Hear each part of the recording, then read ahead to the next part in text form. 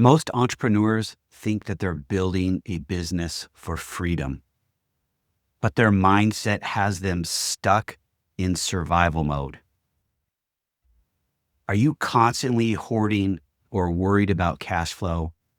Do you hesitate to invest in growth because you fear of running out of money? Don't be surprised when the harvest is too small. So this week, guys, talking a little bit of scripture, but business.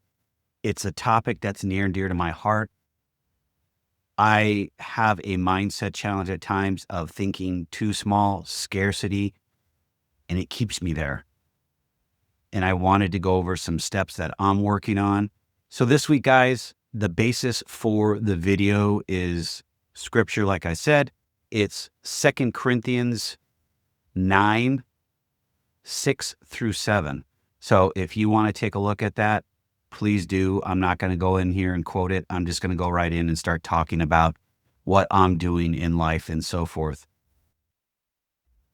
Giving or helping others is a huge portion of what we do in our lives, not just personally, but professionally. And if we live from a mindset of scarcity, we're fear-based, we struggle with being able to grow our business, grow our lives, put a safety net in place for us.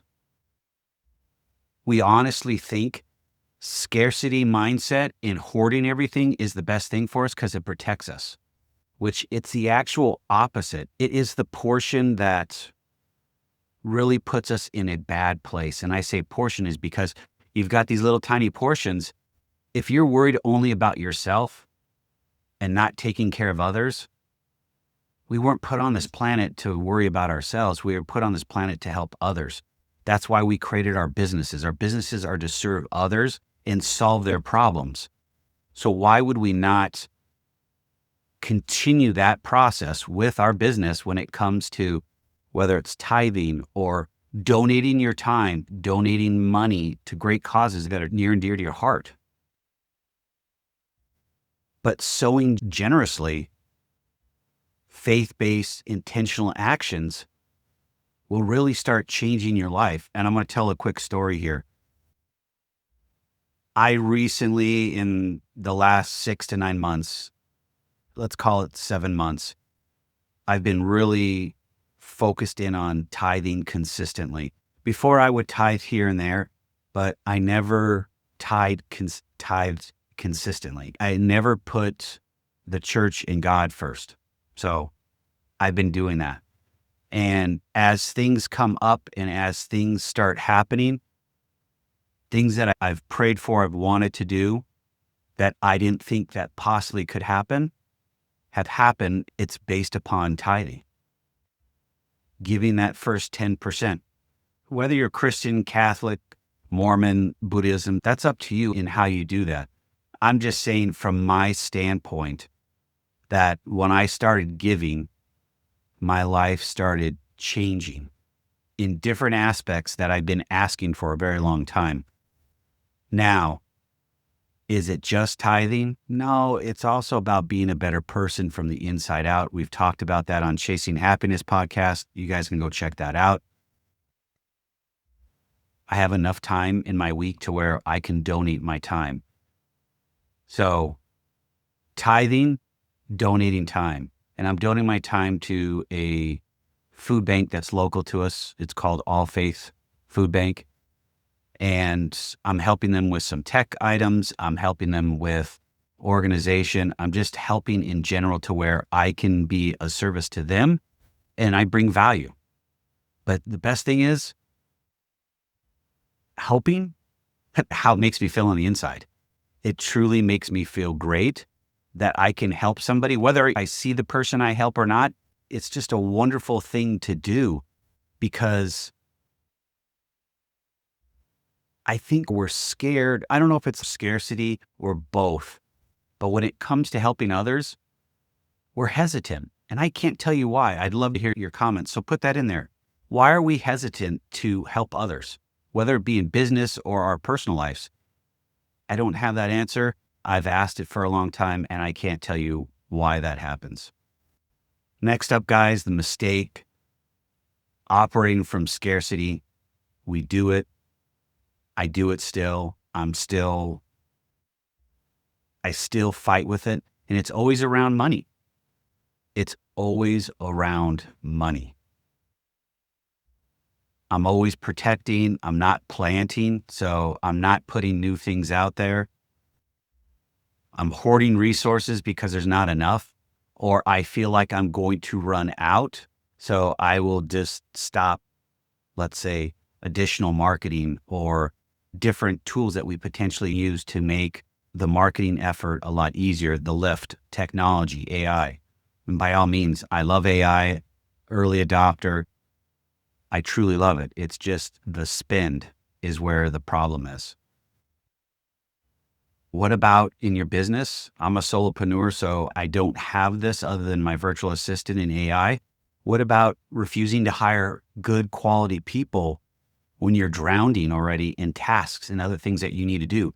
As a business owner, you need to be focused in on the important stuff, the revenue generating stuff, not all the back office or the tech stuff or the marketing, even though you're part of it, but you're not going to be managing that on a day to day. You shouldn't be.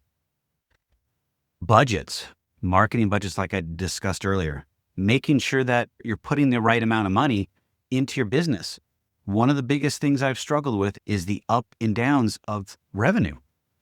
I like to stay consistent and grow up and to the right, and ups and downs don't do that. They truly cause more trouble than they're worth. And when the best way I know to describe it, when we're cheap, it just causes more heartburn and headaches. If you're doing that, budget this out.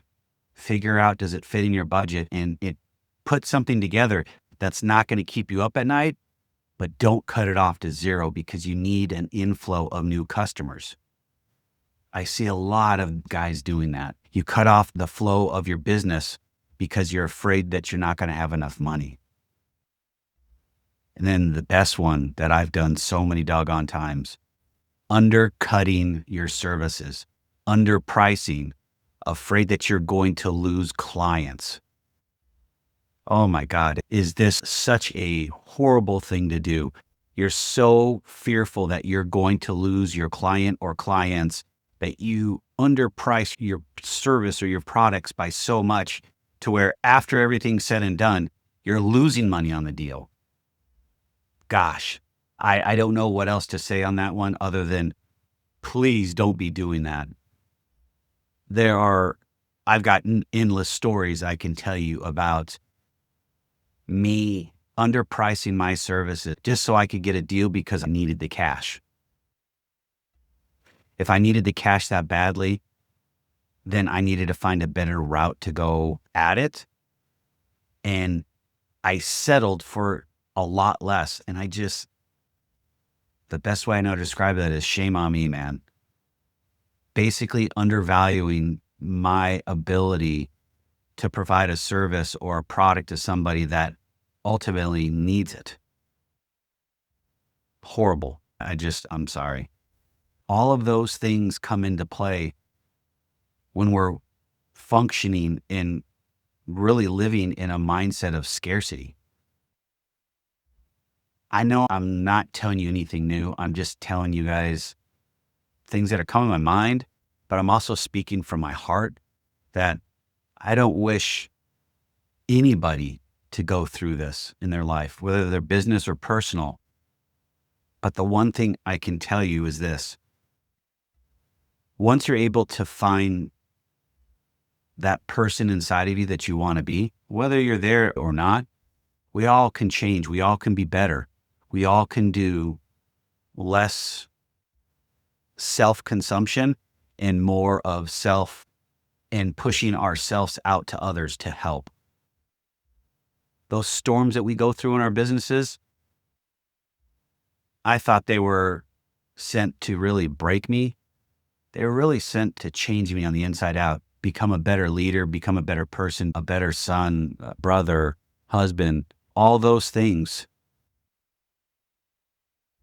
How do you view the storms? Do you immediately go to the why and say, why is this happening? Because I know I struggle with it.